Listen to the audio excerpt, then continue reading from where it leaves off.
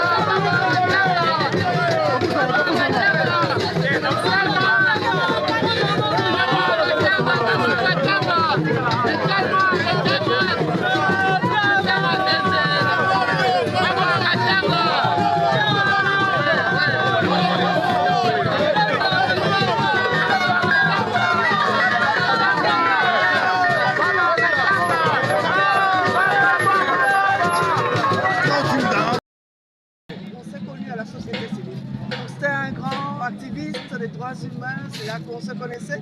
Et donc là, nous sommes retrouvés en politique, et dans le même parti. Et donc c'est beaucoup d'émotions. Nous sommes vraiment très affectés. Moi personnellement, je suis très affectée, ainsi que la famille. Donc le mot que l'on peut dire aux gens, aux jeunes surtout, de suivre ses pas, parce que c'était un modèle, un monsieur d'une probité morale. Sincèrement, nous qui l'avions approché, il était notre responsable, porte-parole.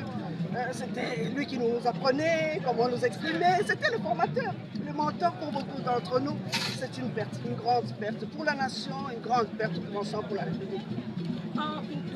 Pour sa famille biologique, il y a un mot. Il y a deux questions. Pour sa famille biologique, je voulais juste savoir s'il y a un mot à... Évidemment, les encouragements, je suis là parce que sa femme est de Katanga, si vous ne le saviez pas. Et sa femme était un peu de ma famille, donc on est là parce qu'on était liés par sa famille et notre aussi. Donc on est là pour encourager la famille biologique et ses enfants, nous serons toujours là. En 2018, on a vu Cheribin à la Cour constitutionnelle dormir pour réclamer ce geste. Quels sont les messages que vous pouvez donner à la jeunesse qui voulait aussi militer dans cette dynamique? La détermination, parce que Cheribin était quelqu'un de téméraire, déterminé. Je me souviens, on passait des nuits à la cour justement pour soutenir. Non seulement il était combattu, mais soutenir aussi les autres. Et on leur apportait à manger, le thé, avec les Daniel Safou, donc toute la bande. C'était des bons moments et pour moi, c'est des souvenirs. Je suis affectée, sincèrement très affectée parce qu'on a perdu. Merci. La nation a perdu. Merci, honorable.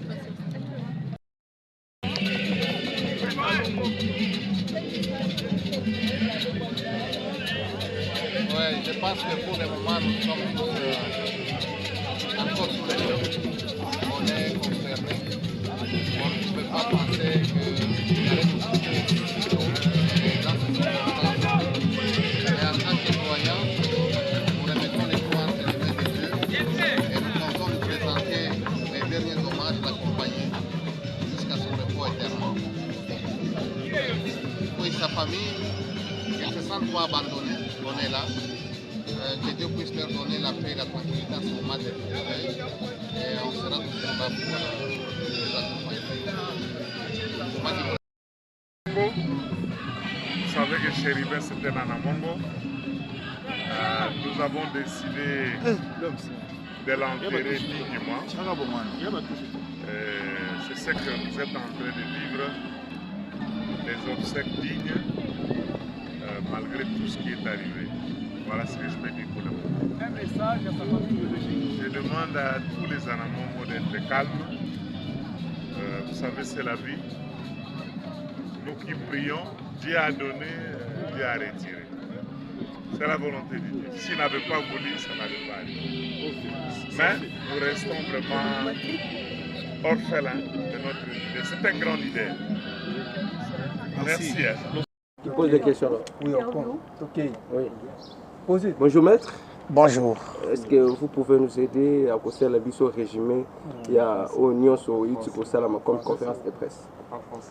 Bon, cette conférence ou point de presse avait un seul but, renforcer la cohésion nationale qui est mise à mal par un certain activiste extrémiste, non seulement des autochtonistes kivusiens de l'Est, mais aussi de quelqu'un qui est venu de loin pour venir apporter de l'eau à leur moulin, donner un peu de la crédibilité après avoir écrit un livre que nous considérons comme un livre pamphlétiste, comme un pamphlet plutôt que comme un livre scientifique.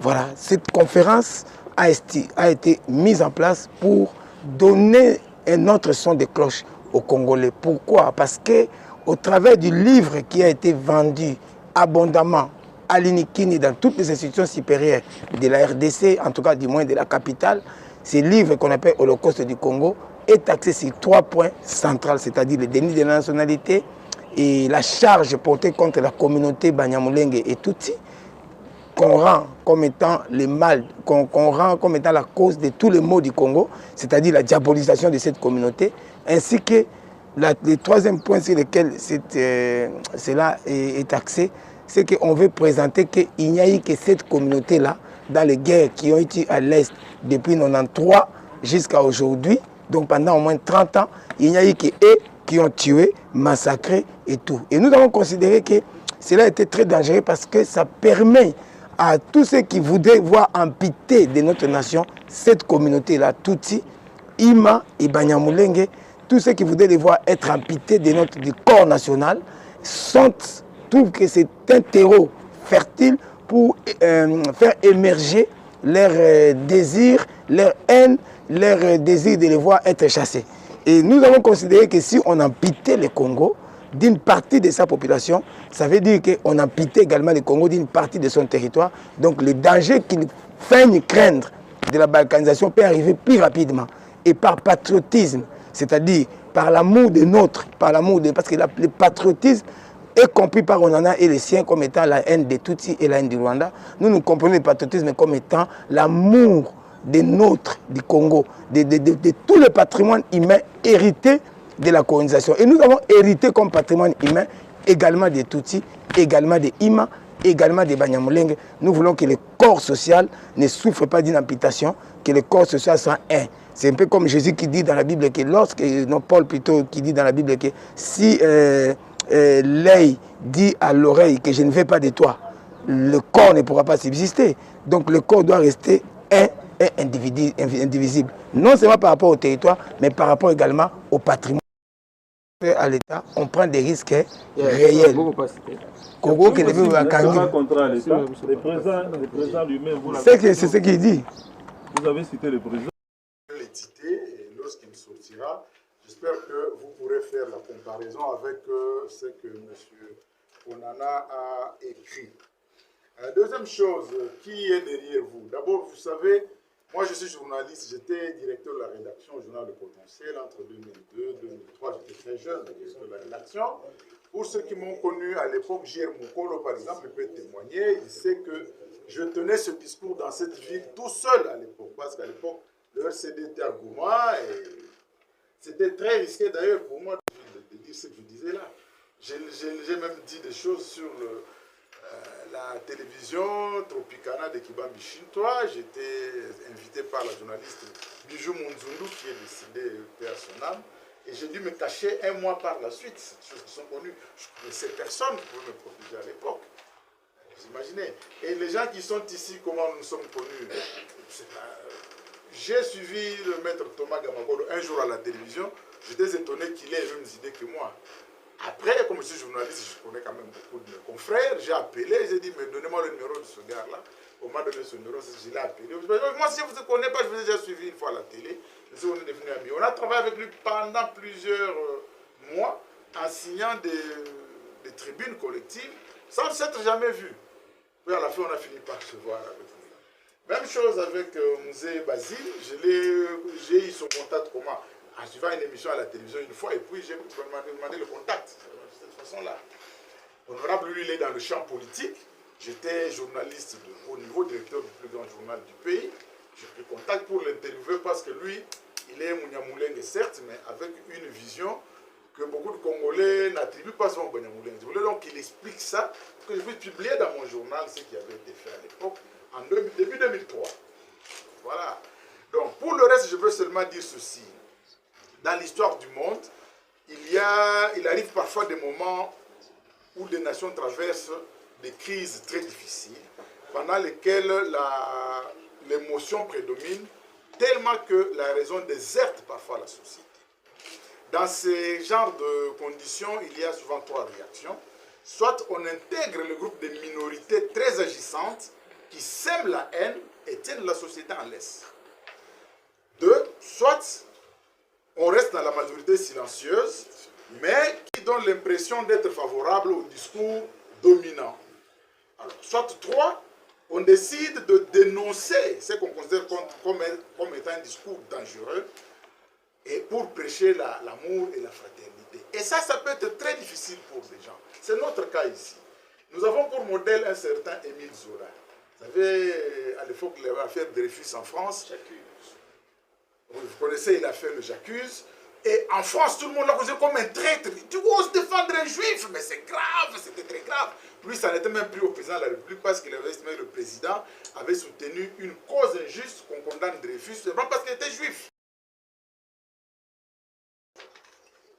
Je réponds directement sans embâche. Je suis congolais. J'aime mon pays. Mais je l'aime autrement qu'Onana, différemment d'Onana. Donc je peux me demander légitimement, lui, pourquoi il a plus d'amour pour le Congo que moi. Parce qu'il y a en Amazonie, dans le Cameroun, son pays natal, son pays de nationalité, un conflit ethnique entre les Camerounais de l'Amazonie et les autres Camerounais.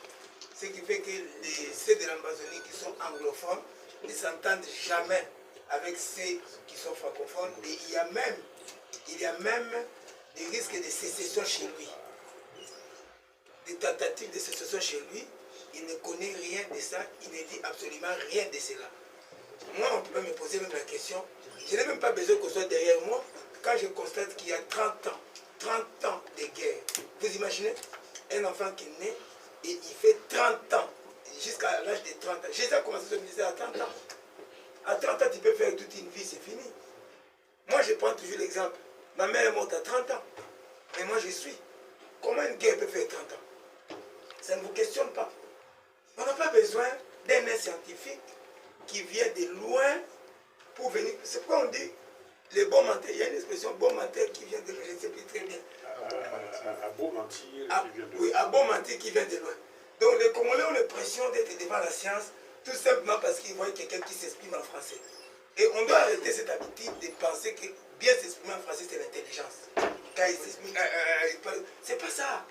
C'est quelqu'un qui devrait se soucier d'abord du sort du Cameroun. Ils ont un président qui a 91 ans, qui a fait 41 ans au pouvoir. Vous voyez ça? Donc, et ça, je pense que c'est même à la limite de l'escroquerie intellectuelle. Parce que vous venez dans un pays d'autrui sans maîtriser les codes, même la région. Il n'a jamais mis pied à l'Est. Moi, j'ai eu l'avantage d'être né à Ituri, d'avoir eu un papa qui était populaire, qui a fait tout le tour du Congo. J'étais à Bukavu, à Goma, partout. Donc, je sais quand je dis, par exemple, Bukavu, j'ai l'image de Bukavu dans la tête, je sais qu'on habitait la Bolte. C'est pas comme quelqu'un qui vient avec des connaissances livresques et vous dites, mais vous qui êtes derrière vous. Moi, je suis congolais. En tant que citoyen de ces pays, j'ai le droit d'intervenir dans les débats politiques de mon pays. Je n'ai pas besoin qu'on soit derrière moi. Même la question me tombe de la part d'un Congolais qui me dit, vous qui êtes derrière vous. Donc vous me mettez au même pied d'égalité qu'un Camerounais. Et en plus, moi j'ai fait le droit à l'université de Kinshasa. Je me suis spécialisé dans les droits publics internationaux et relations internationales. J'ai étudié ces questions. Je les ai analysées de fond en comble. Quand je vous dis par exemple que la loi de 71 n'a pas accordé la nationalité collective, je m'inscris en faux. Puisque lorsqu'une loi dit telle catégorie de personnes sont congolais, sont réputées, même l'expression être réputée congolais,